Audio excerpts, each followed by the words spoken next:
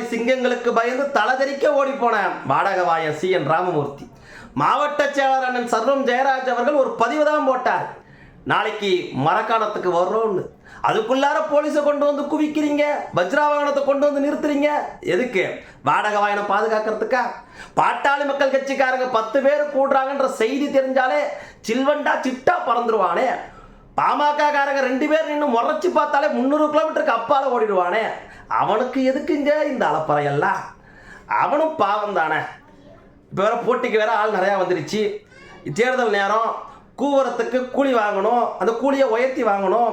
திமுக காரங்க புடரலையே அடிச்சு, ஏண்டா நீ முன்னாடி ஒரு ஆள் இருந்த, இப்போ மனோஜ் வேற கூவரத்துக்கு வந்துட்டான், நீ 200 ரூபா கேட்குற, அவன் 150 ரூபாய்க்கே கூறாண்டான்னு இவனோட கூலியை குறைச்சிட்டாங்களோ என்னமோ. அவனோட கூலியை தக்க வச்சுக்கிறதுக்காக, வாடகைக்கு வர்றதுக்காக அவன் இந்த மாதிரி கிட்டத்தை கூட்டி காட்டலான்னு ஆசைப்பட்டு வந்துட்டான். பாட்டாளி மக்கள் கட்சிக்காரங்கெல்லாம் இவனெல்லாம் ஒரு ஆளாவே சீண்டாமல் தான் விட்டு இருந்தாங்க.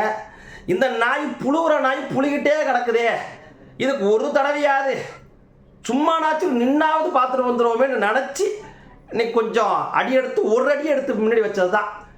பின்னங்கால் புடரை தெடிக்க ஓடிட்டான்ல.